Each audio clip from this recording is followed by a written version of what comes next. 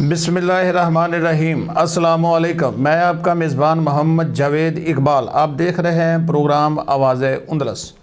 अगले माली साल के दौरान पाकिस्तान को तकरीबन 19 अरब डॉलर गैर मुल्की कर्जा वापस करना है। पाकिस्तान की IMF के साथ पॉलिसी सतह के मुज़ाकरात आज शुरू होंगे। IMF गैर तरक्याती अखराजात में कमी के लिए सख्त कंट्रोल चाहता है। IMF का आइंदा माली साल में पाकिस्तान की मजमूई आमदन 20 खरब रुपए तक ले जाने का मुतालबा है। रवां माली साल पाकिस्तान की मजमूई आमदन तकरीबन 17.8 खरब रुपए है। पाकिस्तान तमीराती और सनती शोबों के लिए खाम माल पर विद होल्डिंग टैक्स ख़त्म करना चाहता है। पाकिस्तान बजट में प्रॉपर्टी के लेन देन पर भी विद होल्डिंग टैक्स ख़त्म करना चाहता है। प्रॉपर्टी के खरीदो फरोख्त पर FED और सुपर टैक्स ख़त्म करने की तजावीज़ IMF के सामने रखी जाएंगी। अगले साल गैर मुल्की कर्ज़ों की सूरत हाल और इसकी इंतज़ामात पर बातचीत भी बजट पॉलिसी मुज़ाकरात का हिस्सा है। अगले माली साल के दौरान पाकिस्तान को तकरीबन 19 अरब डॉलर गैर मुल्की कर्जा वापस करना है। IMF कर्जे की पायदारी अदायगी पर जोर दे रहा है। कार्बन लेवी आयद करने का फैसला भी मुज़ाकरात में किए जाने का इम्कान है, जबकि दफ़ा तरक्याती प्रोग्राम और सब्सिडी को भी इन मुज़ाकरात में हतमी शक्ल दी जाएगी। आज हमारे साथ स्टूडियो में मौजूद है सफदर हुसैन संधू साहब, जिनसे हम आज मुख्तलिफ सवालात जानने की कोशिश करेंगे। जी वेलकम संधू साहब। हमें आज आप बताएं कि पाक फ़ौज ने आज जो पाक भारत के साथ कशीदगी थी उसको कहा है कि अब भारत ने हमला किया तो हम इसका रद्द अमल तेज़ और वहशियाना होगा। आप इसको किस तरह देखते हैं? जी अस्सलाम वालेकुम जनाब जवेद साहब, शुक्रिया। ये जो इंडिया का मार्का हुआ है जिसमें अल्लाह ताला ने पाकिस्तान को फतह दी है और इंडिया जो फाल्त प्रोग्राम करने का स्पेशलिस्ट था उसको इंतहाई बुरी शिकस्त मिली है। अब दुनिया पाकिस्तान की जो फ़ौज है उसकी जो हिम्मत है, उसकी जो वलवला है, उसका जो तरीक़ाकार है उसकी कायल होती जा रही है। लेकिन इंडिया ने अगर फिर दोबारा कोशिश की तो ज़ाहिर है हमारी फ़ौज ने कोई चूड़ियाँ तो पैर नहीं रखी, वो भी अपना दफ़ा करना जानते हैं। दफ़ा करते ही उन्होंने इनके जहाज़ गिराए हैं। लेकिन ये ऐसा जो जंगी माहौल बनाना है ये दोनों मुल्कों की हुकूमतों के लिए अच्छा फार्मूला नहीं है। इंडिया के जो लोग हैं इंसान वो भी गुर्बत का शिकार है और हमसे ज़्यादा गुर्बत का शिकार है, और पाकिस्तान में भी 2.5 करोड़ से ज़्यादा लोग जो है वो गुर्बत का शिकार हैं। इसलिए मैं इनको ये मशवरा दूंगा कि बजाय इसके कि एक दूसरे के ख़िलाफ़ बढ़ के लगाने से कोई फ़ायदा नहीं।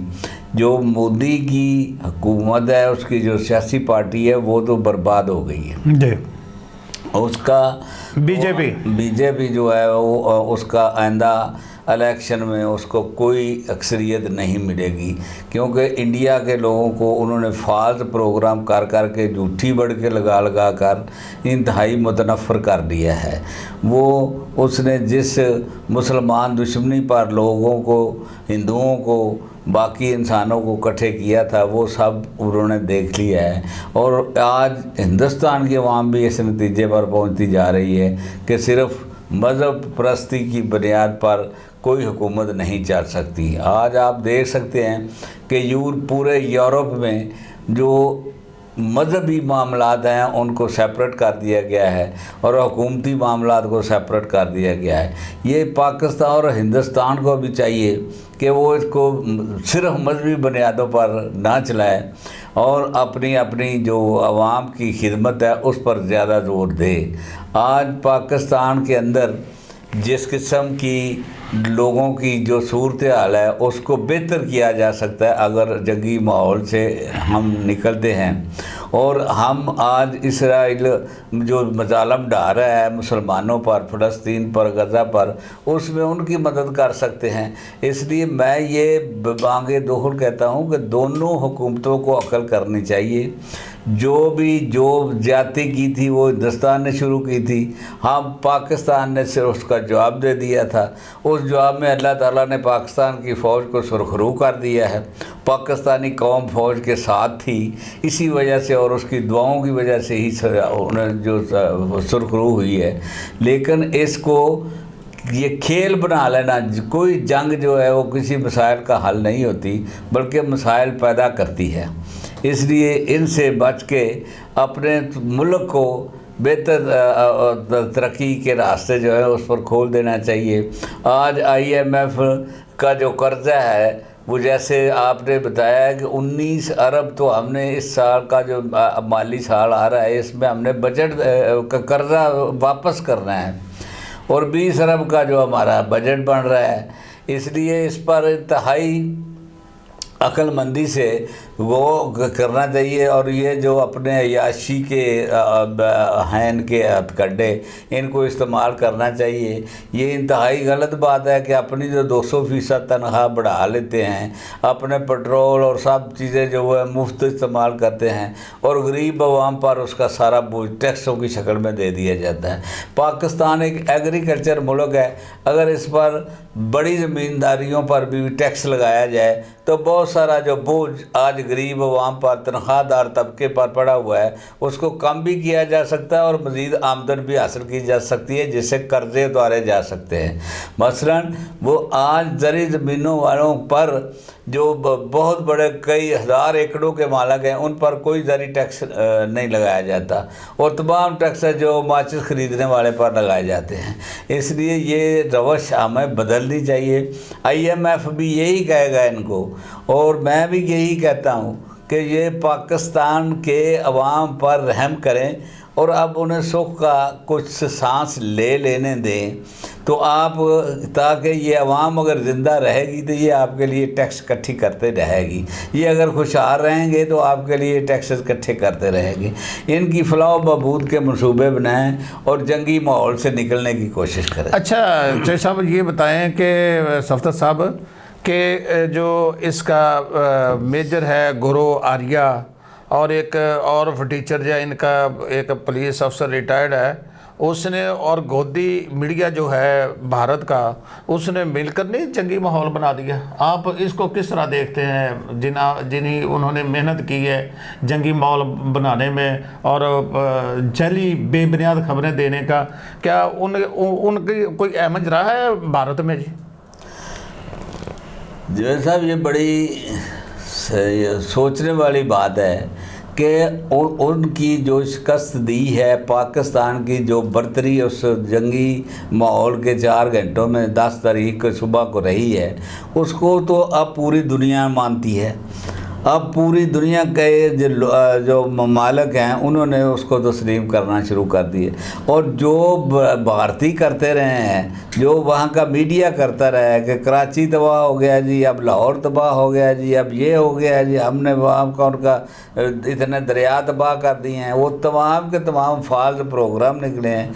अब दुनिया भारत की इस जो करते हैं उसको झूठ तस्लीम करना शुरू कर दिया और कहना शुरू कर दिया है कि इंडिया का मीडिया इंतहाई झूठा है और वो झूठ बोलता है। इसलिए मैं इंडिया के जो मीडिया के दोस्त हैं उनको भी ये कहता हूँ, वो भी हमारे दोस्त हैं, कि भाई आप ऐसा झूठ मत बोलें जिस पर आपको शर्मिंदगी हासिल हो। यानी इस वक्त सूरत हाल ये है कि जो एक लड़का था जो जंगल में चराता था भेड़ बकरियां, तो वो वैसे ही लोगों को इकट्ठा करने के लिए, तंग करने के लिए कह देता शेर आ गया, शेर आ गया, तो लोग आ जाते थे, तो शेर कोई नहीं होता था।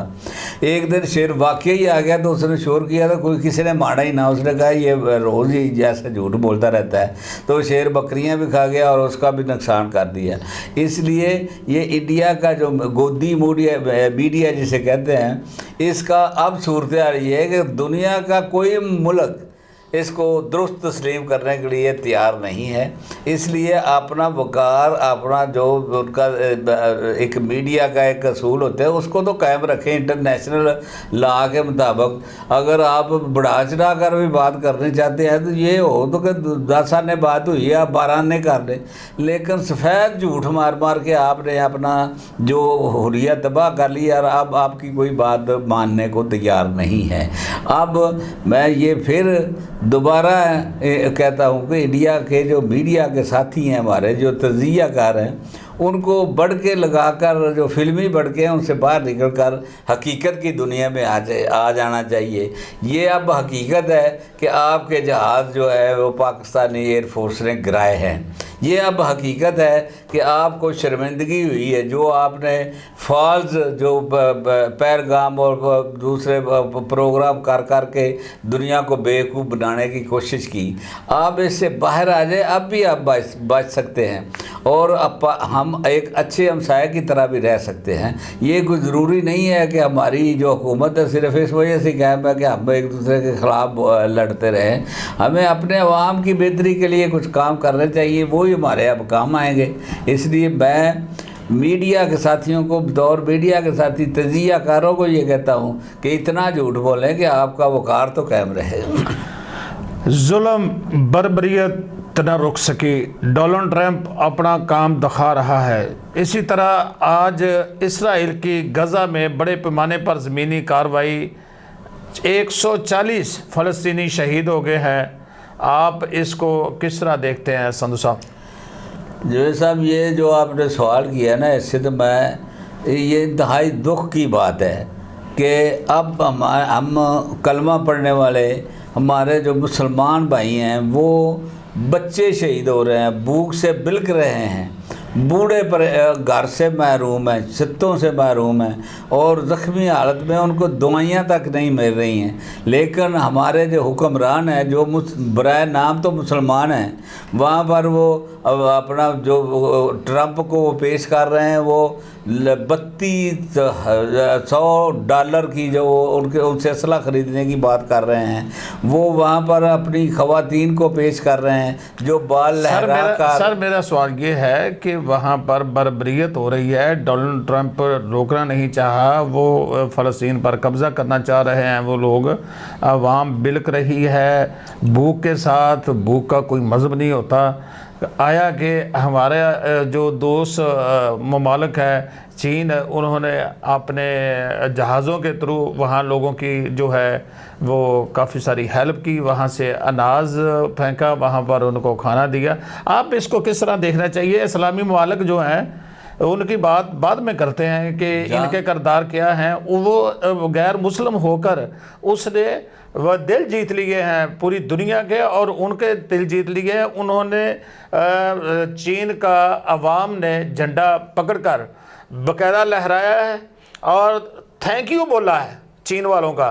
तो हम जितने ममालिक हैं इस जुल्म बर्बरियत के आगे क्यों जनाब जो है वो सो गए हैं, आंखें बंद की हुई हैं? इसकी क्या वजह है? आज 140 फ़लस्तीनी फिर शहीद हो गए हैं ज़मीनी कार्रवाई में। इसकी वजह ही मैं बता रहा हूँ कि जो हमारे मुसलमान बराए नाम के मुल्क हैं वो अपनी अपनी बादशाहतें कायम करके, अपनी अपनी अय्याशियाँ कायम करके, वहाँ के अवाम को जो वो ख्वार कर गए हैं करके, कब्ज़ा करके उनके ऊपर अपने अपने वो बादशाहतें कायम किए हुए हैं। वरना चाइना जो है, किसको नहीं पता कि चाइना वाले मुसलमान नहीं हैं, वो आज दुनिया की दूसरी बड़ी ताकत मानी जाती है। उसने वहाँ पर वो बच्चों को, उन्होंने ये नहीं देखा ये कि ये मुसलमान है, ये क्रिश्चियन है, या ये कि इसका कोई और मज़हब है। सबको जहाँ तक पहुँचाई जा सकती थी उन्होंने खुराक पहुँचाने की कोशिश की है। तो लेकिन ये जो हमारे बादशाह बने बैठे हैं, ये जो हुकूमतें बनाकर मुसलमानों की बने बैठे हैं, इनको ये तौफीक तो नहीं हो सकी। यही मैं बात कर रहा था कि ये वहाँ पर जो भूखे प्यासे फ़लस्तीनी अवाम मर रहे हैं उनको कोई एक वक्त का खाना पहुँचा देते, लेकिन ये ट्रंप को खुश करने के लिए वो $40,000 का जहाज़ दे रहे हैं, वो $32,000 की, वो $3200 की उनके असला ख़रीदने की बातें कर रहे हैं, और उसकी अय्याशी पर वो पैसा खर्च कर रहे हैं, मस्जिद में बूटों समेत उसको ले जाकर दिखा रहे हैं। इसलिए ये मुसलमानों की जो सूरत हाल है मौजूदा, ये इस वजह से है कि ये इन्होंने अपने सबसे ज़्यादा बेहतर मज़हब होने के बावजूद उसके जो बताए हुए रास्ते हैं उनसे ये हट गए हैं। कुरान एक मुकम्मल ज़ाब्ता हयात है, उसको ये कुरान पाक को समझने की बजाय ये इन्होंने सिर्फ सवाब लेने के लिए रख लिया है और बाकी वो तमाम अयाशियाँ वो खुद करते हैं। यानी जो वहाँ खाने पेश किए जाते हैं उनमें वो घी से हाथ धुलाते हैं लोगों के, और लेकिन वो फ़लस्तीन को सूखी रोटी देने के लिए तैयार नहीं है, फ़लस्तीन के बच्चों को। इसलिए ये काबिल मज़म्मत है हमारे ये जो लोग हैं। और जो रवैया ट्रंप का है, हमें पाकिस्तान को ये भी देखना चाहिए कि वहाँ पर उसने आंखें बंद की हुई हैं। ये जहाँ पर जो उसने पाकिस्तान में जंग बंद कराई है वो पाकिस्तान से मोहब्बत में नहीं कराई, वो उसने जब देखा है कि उनका मोदी शिकस्त खा रहा है, वो तबाह हो रहा है, तो उसको बचाने के लिए उसने वो आ गया है कि मैं जंग बंद कराता हूँ, कश्मीर पर विवाद करता हूँ। ये उसने मजबूरन किया। लेकिन आप ये समझे कि गज़ा के अंदर फ़लस्तीनियों को वहाँ से निकालने के लिए उसने मुकम्मल आंखें बंद की हुई हैं और लंबा अख्तियार जो वो नेतन्याहू को दिया हुआ है। लेकिन इसके बावजूद और मुसलमानों की बेहिस्सी के बावजूद उन मुसलमानों को मैं सलाम पेश करता हूँ, उन इंसानों को मैं सलाम पेश करता हूँ जो गज़ा में लड़ रहे हैं और वो कतन अपना मुल्क छोड़ने के लिए तैयार नहीं है। उनको मजबूर ज़रूर किया जा रहा है कि आप यहाँ से चले जाएं, लेकिन वो बिल्कुल नहीं जाएंगे और बिलाखिर वो फतेह याब होंगे और नेतन्याहू की तबाही होगी, अमेरिका की भी तबाही होगी अगर इस जुल्म से बर्दाश्त करने से, जुल्म अपनी हाथों से वो करवाने से बाज ना आया तो ये अल्लाह को मंजूर नहीं है। ये तकब्बर की इंतहा है कि 1 साल का बच्चा बिलक रहा है और आप आंखें बंद करके बैठ जाए। ये तकब्बर की इंतहा है कि एक बूढ़ा जो है वो रोटी के लिए भूख प्यास से मर रहा है तो आप आंखें बंद कर लें, तो ये तकब्बर अल्लाह ताला को पसंद नहीं है। इंशाअल्लाह ताला हमारे गज़ा के भाई, अब मैं पाकिस्तानियों को भी कहता हूँ, अब पाकिस्तानी हुकूमत को भी कहता हूँ, अवाम को भी कहता हूँ कि आप पाकिस्तान के जितने भी लोग हैं वो आप उन इंसानों की मदद के लिए जितने ज़्यादा आप मदद कर सकते हैं करें। उन तक खुराक ही कम से कम पहुँचाना पाकिस्तान का जो है वो ये हुकूमत जुम्मा ले ले। ये क्यों नहीं कर सकते? ये ट्रंप के शादियाने बजाने पर बड़े तेज़ हैं कि उसकी हम हर बात मानने के लिए तैयार हैं। ये नहीं किया जा सकता कि हम फ़लस्तीनियों के लिए हम कितनी मदद और ज़्यादा कर सकते हैं। इतनी मदद करनी चाहिए कि कम से कम भूख से तो वो ना मरे, और अगर वो भूख से ना मरे इंशाअल्लाह ताला तो फतह याब भी होंगे। अच्छा, हमारा ना लोकल सवाल है आपसे शेखुपुरा के हवाले से। पब्लिक हेल्थ की तरफ से अरबों रुपए के सीवरेज बिछाए गए हैं, पाइप लाइनें बिछाई गई हैं, पानी के लिए बिछाई गई हैं, सीवरेज के लिए जो है वो बिछाई गई हैं, मगर लोग मज़ीद परेशान हो गए हैं। बारिश हो जाती है, पानी घरों में दाखिल हो जाता है, पानी पीने के काबिल नहीं है। आजकल तो वैसे जो बाज़ार हैं वो इसका बाकायदा मंजर पेश कर रहे होते हैं जैसे कोई नदी चल रही है इस हवाले से। तो आप क्या इसको किस तरह देखते हैं कि ये जो मसाइल हैं या नहीं हैं पब्लिक हेल्थ के हवाले से? जी, ये सवाल जो है ये बिल्कुल हमारा इंटरनल सवाल है, इसलिए हम अपने बेहतरी के लिए इस पर बातचीत खुलकर कर सकते हैं।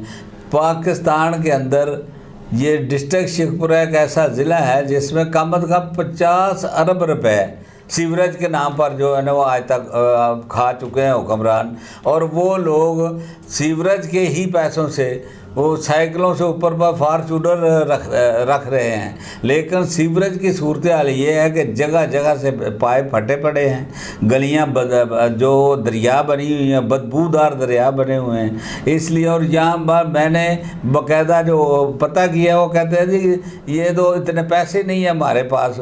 हर जो जहाँ का हेड क्लर्क है या ऑफिसर है या सारे, उनकी कोठियों का आप अंदाज़ा लगाएं, उनकी कारों का अंदाज़ा लगाएं, वो कहाँ से आई हैं। कल साइकिलों पर थे, आज वो फॉर्चूनर पर लगे फिर रहे हैं। इसलिए इतने गपले हुए हैं इसमें। ये हमारे जो अदारे इन गपलों को पकड़ने के लिए लगे हुए हैं, मसलन एंटी करप्शन का डिपार्टमेंट है, वो आते हैं, वो अपना हिस्सा लेकर चले जाते हैं, नैब है वो अपना हिस्सा लेकर चली जाती है। इस तरह मुल्क नहीं चलते। नहीं, एक बहुत बड़ी बिग स्टोरी चल रही है, उन लोगों ने पकड़े हुए हैं, लोग पकड़े हुए हैं काफ़ी सारे।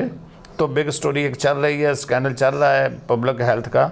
लोग जो है वो बारगेनिंग करके बाहर आ जाएंगे, क्योंकि उनका एक जो है सज़ा यही होती है कि वो बारगेनिंग के थ्रू कर देते हैं। जिस तरह आपके MP है मियां खालिद, वो भी बारगेनिंग करके जो है उसने भी अपने आप को तहफ़्फ़ुज़ दिया हुआ है। तो वो अरबों रुपए का स्कैंडल है, जिसमें एक अकाउंटेंट भी फंसा हुआ है। तकरीबन 19 के करीब हैं लोग जो इस वक्त महकमा नैब के पास जिनकी इंक्वायरी चल रही है, रिकवरियाँ भी हो रही हैं। तो लेकिन ये इतने बदनीयत हैं कि इन्होंने कोई काम जो हो जिस तरह होना चाहिए वो नहीं किया। एक एक स्कीम के डबल भी पैसे ले लिए हैं, इन्होंने भी ले लिए हैं, लोकल गवर्नमेंट वालों ने भी ले लिए हैं। तो आखिर पे आकर डिस्ट्रिक्ट गवर्नमेंट ने भी ले लिए। काम एक हुआ है तो 2 डिपार्टमेंट उससे ज़्यादा पैसे ले रहे हैं। तो इस वक्त जो बदबूदार पानी गलियों में दाखिल है, अवाम जो है मुज़ी अमराज में शामिल हो रहे हैं, मुब्तला हो रहे हैं। तो इस पर हुकूमत को फौरी नोटिस लेना चाहिए। अच्छा सत्तर संधू साहब, हमारा आपसे अगला सवाल ये है कि ट्रंप के साथ सऊदी अरब, कतर, दुबई 3200 अरब डॉलर की सरमायाकारी कर रहे हैं। अगर इससे आधी भी हो जाती है तो अमेरिका बेकाबू हो जाएगा। आप इसको किस तरह देखते हैं कि जिस तरह बहुत जो है जो शैतान है उसकी शैतानियत भी शर्मा गई होगी, जो इन्होंने वहाँ पे माहौल बनाया, जो हमारा इस्लाम का किला है खाना काबा, वहाँ के लोगों ने अगर जिस तरह उसका इस्तकबाल किया, जिस तरह उसको सरमायाकारी दी, आप इसको किस तरह देखते हैं जी? इससे पहले कि मैं आपके सवाल का जवाब दूं, मैं फिर दोबारा अपने लोकल हुक्मरानों से ये गुजारिश करता हूं कि चाइना में और पाकिस्तान में फ़र्क ये है कि उन्होंने जो करप्शन करता है उनको सज़ा दे देते हैं, फांसी लगा देते हैं। खुदा रहा ये सीवरेज के नाम पर जो 50 अरब डॉलर का करप्शन है और कई सालों से ये चल रहे हैं, और हर जो बंदा है करप्शन करने वाला वो सीधा सामने इंक्वायरी में साबित हो गया है, लेकिन कोई बारगेनिंग के नाम पर कोई किसी नाम पर वो बच जाता है, वो कोई रिश्वत दे देता है। इस पर सख्ती से अमल किया जाए, वरना आप देख रहे हैं कि पाकिस्तान चाइना से 2 साल कबल आज़ाद हुआ था, लेकिन चाइना का और अपना मुकाबला कर ले। अच्छा, मैंने ये चौधरी साहब आपसे ये कहा था सौसा साहब कि सऊदी अरब कतर ने अगर 3200 अरब डॉलर की सरमायाकारी की हामी भर ली है, असला लेना है उनसे, अमेरिका के साथ तिजारत कर रहे हैं, वहाँ से असला खरीद रहे हैं, ये उनसे आधे भी उनको चले जाते हैं, अमेरिका बेकाबू नहीं हो जाएगा? मैं ये सवाल कर रहा हूँ आपसे। अब मैं सवाल की तरफ अब आ रहा हूँ जी। मैंने पहले वो अपना लोकल लोगों की तकलीफ़ का जिक्र करना ज़रूरी समझा था। जनाब, इसमें जो कतर और सऊदी अरब का मौजूदा रोल है वो इंतहाई मुनाफिकाना है। हम उस नबी की उम्मत हैं जिसने खाना काबा के अंदर से बुत तोड़े थे, हटवा दिए थे। अब उन्होंने सऊदी अरब में दोबारा मंदिर बनाकर बुत रखने शुरू कर दिए हैं। अब वो कतर वाले जो हैं उन्होंने एक 40,000 डॉलर का जहाज़ जो है वो उसको दे दिया है ट्रंप को, और अपनी ख़वातीन पेश कर रहे हैं। बेगैरती की इंतहा पर पहुँचे हुए वो हुक्मरान हैं। और अगर ये जो 3200 अरब का अपने डॉलर का ये जो सौदे जो असला ख़रीदने के लिए क्या, उससे आधी रकम भी ये इसको दे देते गज़ा वालों को, फ़लस्तीनी मजलूमों को, तो वो इतना लड़ते कि ये अमेरिका भी वहाँ से भागने पर मजबूर होता है। जिस तरह अफ़गानिस्तान से अमेरिका भागा है, इससे भी बुरी शक्ल में भागता।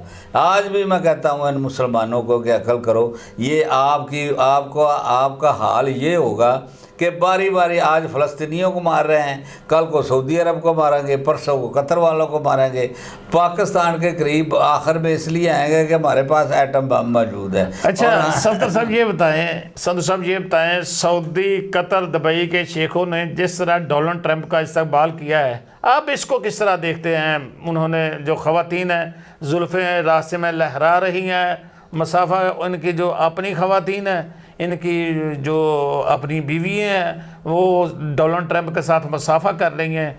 क्या ये इस्लाम में इसकी इजाज़त है?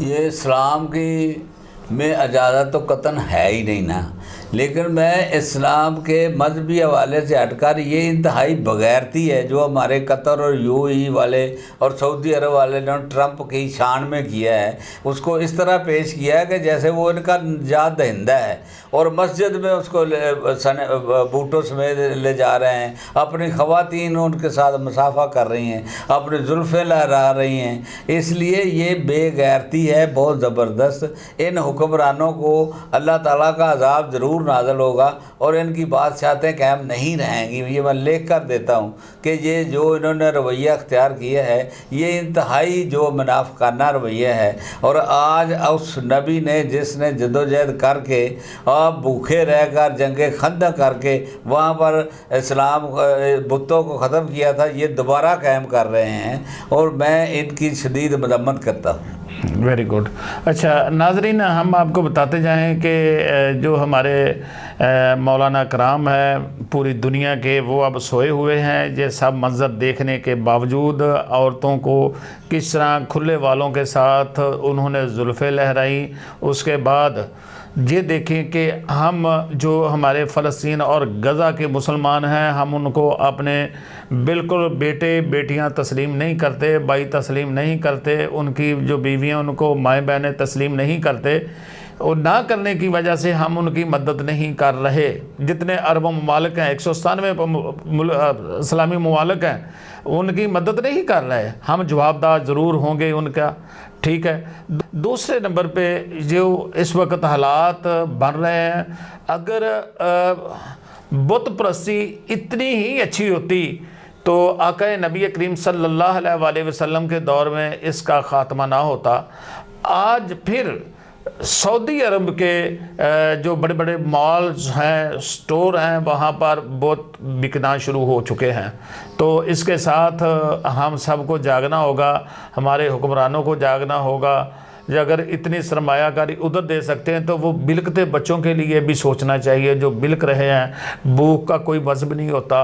भूख बच्चों ने जो देखी, जिस तरह मैं पहले भी अपने प्रोग्राम में पहले भी कह गया, आपको बता चुका हूँ कि इसराइल का उन्होंने इसराइल के ख़िलाफ़ नारेबाजी की और चीन के हक़ में उन्होंने बाकायदा शुक्रिया अदा किया और उनका झंडा लहराकर उनका थैंक यू बोला। तो हमें इस वक्त जागना होगा। अगर नहीं जागेंगे तो हम मुर्दा ज़मीर हैं, मुर्दे हैं। मुर्दा बात नहीं कर सकता, ये बात याद रखना, सिर्फ मुर्दा बात नहीं कर सकता। तो हमारे तमाम उलमाए कराम को जागना होगा, इसके लिए सोचना होगा कि गज़ा के मुसलमान जो इस वक्त दुनिया फ़ानी से जिस तरह कूच कर रहे हैं, जिस तरह हमारे किबला अव्वल पे कब्ज़ा हो चुका है और वहाँ की ज़मीन पर कब्ज़ा हो रहा है, इसी तरह मैं डरता हूँ उस वक़्त से जब हमारे खाना काबा पे भी ये लोग कब्ज़ा करवा देंगे। जिस तरह डोनाल्ड ट्रंप को बुलाकर एक जहाज़ दिया गया, उसको माला पहनाई गई इसकी अपना सोने की बनी हुई, और उसके बाद 3200 अरब डॉलर का उसके साथ मुआहदे किए गए। तो ये लम्हा फ़िक्रिया है, इस पे हम सबको जागना होगा। हम इसके साथ ही अपने मारूफ तजियानगार सफदर हुसैन संधू साहब का शुक्रिया अदा करते हैं नाजरीन, जिन्होंने हमें अपना कीमती वक्त दिया। हमारे टीवी चैनल को लाइक करें, फॉलो करें, इसके साथ हमें इजाज़त दें। कमेंट्स में अपनी राय ज़रूर दीजिएगा। शुक्रिया।